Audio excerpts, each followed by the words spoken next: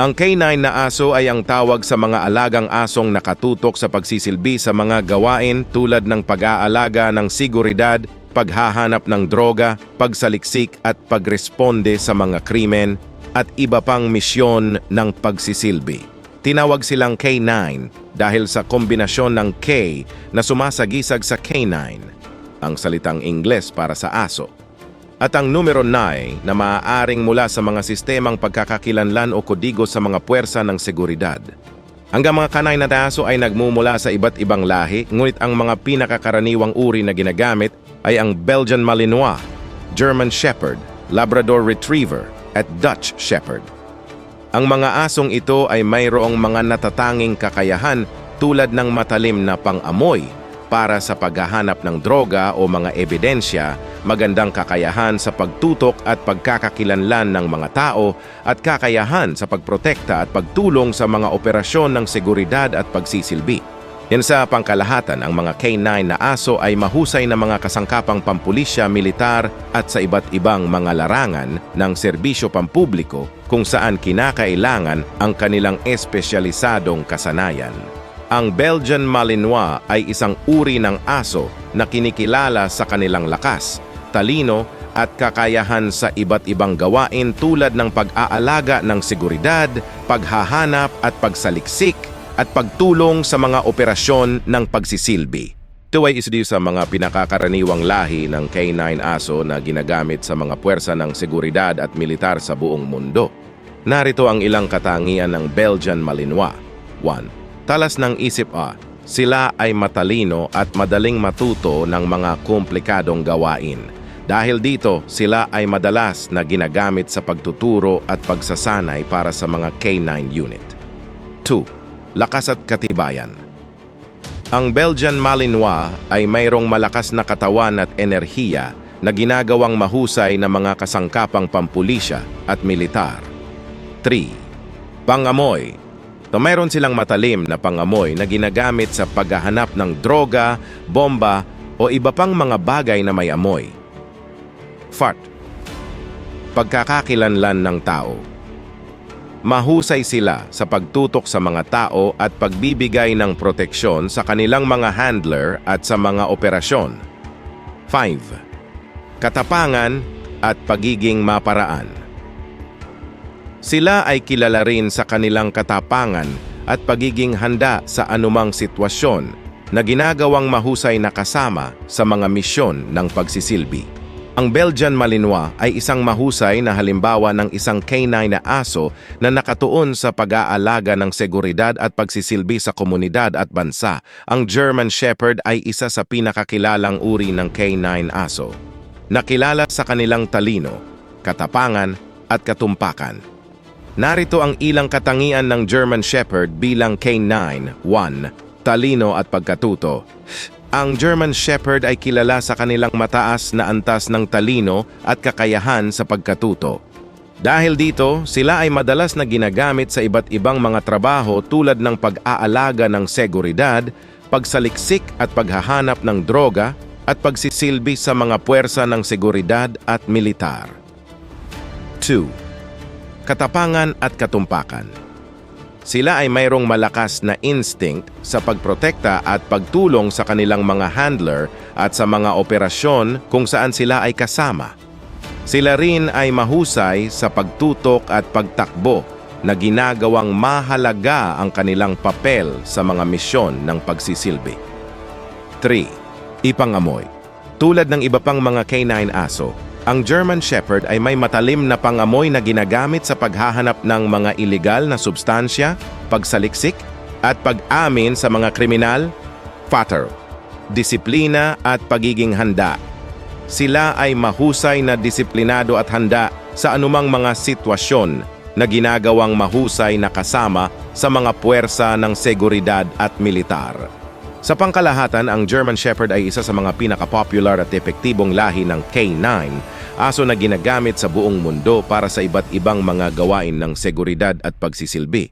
Ang Labrador Retriever ay isa sa mga kilalang uri ng K9 aso na may mga katangian at gamit na kaiba sa ibang uri ng K9 aso tulad ng Belgian Malinois o German Shepherd. Narito ang ilang pagkakaiba ng Labrador Retriever sa ibang canine aso. 1. Pagiging friendly at maggiliw. Ang Labrador Retriever ay kilala sa kanilang magandang ugali at pagiging madaling makisama sa mga tao. Ito ang isa sa mga dahilan kung bakit sila madalas na ginagamit bilang therapy dogs at sa iba't ibang mga gawain ng pagsisilbi na nangangailangan ng pakikipag-ugnayan sa publiko. 2. Kakayahan sa paghahanap at pagsaliksik. Bagaman hindi kasing intense ang kanilang mga instinct para sa pagsaliksik at pagtutok tulad ng Belgian Malinois o German Shepherd, ang Labrador Retriever ay magaling din sa paghahanap ng mga bagay tulad ng droga, explosives o kahit mga tao sa ilalim ng mga guho. 3. Lakas at tahi. Hindi katulad ng ibang canine aso na kadalasang may mabigat na katawan at lakas, ang Labrador Retriever ay may mas magaan na tahi at mas malambot na katawan. Ito ay nakakatulong sa kanila na maging mas mabilis at mas magaan sa kanilang pagsasanay at operasyon. Tulad ng iba pang canine aso, ang Labrador Retriever ay may matalim na pang-amoy na ginagamit sa paghahanap ng mga ilegal na substansya, pagsaliksik at pagtulong sa mga pagsisilbi. Sa kabuuan, ang Labrador Retriever ay isang masayahin at magaling na kasama na may mga natatanging katangian at kakayahan na ginagawang epektibong canine aso sa iba't ibang larangan ng pagsisilbi at seguridad. Ang Dutch Shepherd ay isa pang uri ng canine aso na kilala sa kanilang talino, lakas at katapangan. Narito ang ilang mga katangian at katumpakan ng Dutch Shepherd. 1. Talas ng isip at pagkatuto. Tulad ng iba pang mga canine aso, ang Dutch Shepherd ay may mataas na antas ng talino at kakayahan sa pagkatuto. Sila ay madaling matuto ng mga komplikadong gawain at madalas na ginagamit sa mga trabaho tulad ng pag-aalaga ng seguridad, pagsaliksik at paghahanap ng droga at pagsisilbi sa mga puwersa ng seguridad. 2. Lakas at katumpakan. Ang Dutch Shepherd ay may katangiang magaan ang tahi ngunit malakas at matibay. Sila ay kilala sa kanilang kahusayan sa pagtakbo at pagtutok, na ginagawang mahusay ng kasangkapan sa mga misyon ng pagsisilbi at sa pagpoprotekta sa kanilang mga handler. 3. Katapangan at pagiging maparaan. Sila ay may likas na katapangan at kahandaan sa anumang sitwasyon. Ang kanilang pagiging maparaan at pagiging alerto ay nagbibigay sa kanila ng kakayahang magampanan ang kanilang mga tungkulin sa mga operasyon ng seguridad. 4. Pang-amoy. Katulad ng iba pang mga canine aso, ang Dutch Shepherd ay may matalim na pang-amoy na ginagamit sa paghahanap ng mga ilegal na substansya, pagsaliksik at pagtulong sa mga pagsisilbi. Sa pangkalahatan, ang Dutch Shepherd ay isang kapakipakinabang at mahusay na canine aso na ginagamit sa iba't ibang mga gawain ng seguridad at pagsisilbi at kilala sila sa kanilang katapangan, talino at pagiging handa sa anumang mga misyon. Sa mga nabanggit na uri ng canine aso, Belgian Malinois, German Shepherd, Labrador Retriever at Dutch Shepherd, ang Labrador Retriever ang karaniwang itinuturing na mas madaling alagaan kumpara sa iba. Narito ang ilang dahilan kung bakit. 1. Katangian ng pagiging friendly at magiliw. Ang Labrador Retriever ay kilala sa kanilang magandang ugali at pagiging madaling makisama sa mga tao. Sila ay mas malambing at mas kakampi sa pamilya na madaling pakisamahan at alagaan. 2. Malambot na tahi at katangian ng katawan. Ang mga Labrador Retrievers ay mayroong mas magaan at mas malambot na tahi kumpara sa Belgian Malinois, German Shepherd at Dutch Shepherd na mas malakas at mas matigas ang katawan. Ito ay nagiging sanhi ng mas madaling pag-aalaga at pangangalaga sa kanilang kalusugan at kagalingan. 3. Mababang pangangailangan sa pag-exercise. Bagaman aktibo pa rin sila, ang Labrador Retrievers ay hindi kasing intense sa pangangailangan ng ehersisyo tulad ng Belgian Malinois o German Shepherd. Sila ay mas madaling makontento sa mga regular na walks at laro. Bagamat mas madaling alagaan ang Labrador Retriever, mahalaga pa rin na bigyan sila ng sapat na ehersisyo, pagkalinga sa kanilang kalusugan at tamang pag-aaruga.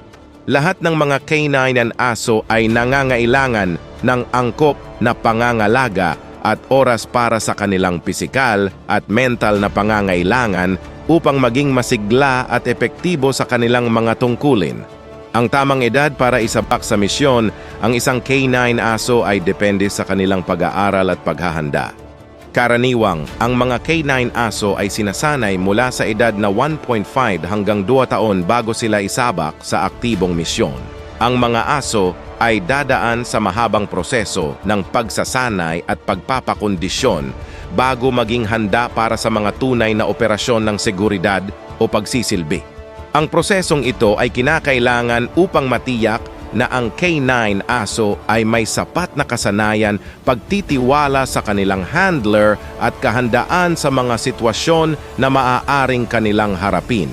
Sabang kalahatan, ang mga canine aso ay dapat dumaan sa intensibong pagsasanay, pagsusuri at pagtatasa bago sila ipasok sa aktibong misyon upang matiyak ang kanilang kaligtasan, epektibong pagganap sa tungkulin at pangmatagalang pagganap sa kanilang mga tungkulin sa pagsisilbi sa komunidad o sa puwersa ng seguridad. Ang pagre-retiro ng isang canine aso mula sa kanilang serbisyo ay depende sa iba't ibang mga kadahilanan tulad ng kalusugan, kondisyon ng katawan, at kakayahan na magpatuloy sa kanilang tungkulin. Karaniwang, ang mga canine aso ay nagre-retiro mula sa aktibong pagsisilbi sa edad na 8 hanggang 10 taon. Ang desisyon na magre-retiro ang isang K-1000 aso ay kadalasang batay sa mga sumusunod na konsiderasyon. Tattoo 1. Kalusugan. Ang kalagayan ng kalusugan ng K9 aso ay isang mahalagang faktor sa pagdedesisyon kung kailan sila dapat magre-retiro. Maaring magkaroon ng mga medical na kondisyon na nagiging sanhi ng pagbaba ng kanilang kakayahan sa pagganap ng kanilang tungkulin. 2. Kondisyon ng katawan. Tulad ng mga tao, ang mga aso rin ay maaring magkaroon ng mga kondisyon sa katawan na maaaring makaapekto sa kanilang pisikal na kakayahan. 3. Pagtanda. Habang ang ilang mga canine aso ay maaaring manatiling aktibo at epektibo sa kanilang serbisyo hanggang sa kanilang mas matandang edad, maraming pagkakataon na ang mga pangangailangan ng serbisyo ay nagsasabing ang isang bagong canine ay mas angkop na sa kanilang serbisyo. Ang pagre-retiro ng isang canine and aso ay dapat na isinasagawa ng may kalinga at pag-aalaga upang matiyak ang kanilang kagalingan at kaligtasan pagkatapos ng kanilang matagal na paninilbihan. Maraming organisasyon at mga handler ang magbibigay ng pag-aalaga sa kanilang mga retiradong canine aso, kabilang ang mga regular na pangangalaga sa kalusugan at tamang pangangalaga habang sila ay tumatanda.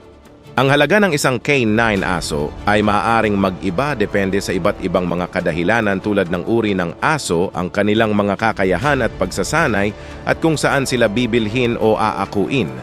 Narito ang ilang mga pangunahing konsiderasyon sa pagtatakda ng halaga ng isang canine aso. 1. Uri ng aso.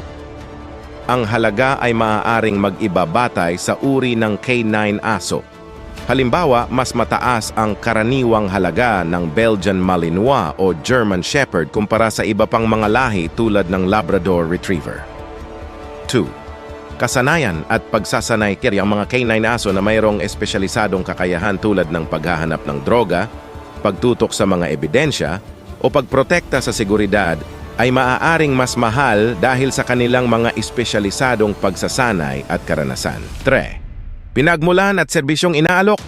Ang mga canine na aso na mayroong dokumentadong pinagmulan mula sa mga respetadong breeders o nag-aalok ng komprehensibong serbisyo tulad ng pagsasanay at follow-up, na suporta ay maaaring magkaroon ng mas mataas na halaga. 4. Kondisyon at kalidad.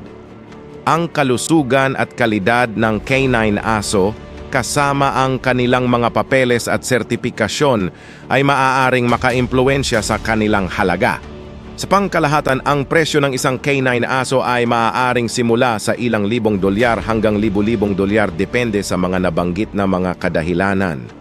Ang mga pampulitikang pagsasanay, pagpapalaki at pangangalaga ay maaaring dagdag na gastos na dapat isaalang-alang kapag iniisip ang pagkuha ng isang canine aso. Hindi lahat ng tao ay maaaring maging canine handler dahil ito ay isang espesyalisadong trabaho na nangangailangan ng mga tiyak na kasanayan, kakayahan at mga katangiang pangprofesyon. Narito ang ilang mga kwalifikasyon at mga katangian na karaniwang hinahanap sa isang canine handler. 1. Pagsasanay at edukasyon. Ang mga canine handler ay karaniwang sumasailalim sa espesyalisadong pagsasanay upang matutunan ang mga pamamaraan sa pagmamanman, pagtutok at pamamahala sa mga canine aso. Sila ay dapat may kaalaman sa mga tamang pamamaraan sa pagsasanay at pagtrato sa mga aso. 2. Kasanayan sa komunikasyon. Mahalaga ang kakayahan ng handler sa wastong komunikasyon, hindi lamang sa kanilang mga canine aso kundi pati na rin sa kanilang mga kasamahan sa trabaho at iba pang mga kalahok sa operasyon. 3. Kakayahan sa pagtukoy ng mga senyales. Ang mga handler ay dapat mahusay sa pagtukoy at interpretasyon ng mga senyales at reaksyon ng kanilang mga aso, lalo na sa mga sitwasyon ng panganib o mga krimen. 4. Katatagan ng loob at paghuhusga.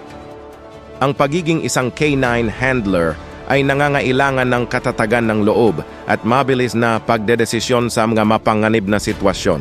Sila ay dapat handang humarap sa mga hamon at maging mabilis sa pagtukoy ng tamang hakbang upang mapangalagaan ang kanilang canine aso at ang kanilang sarili.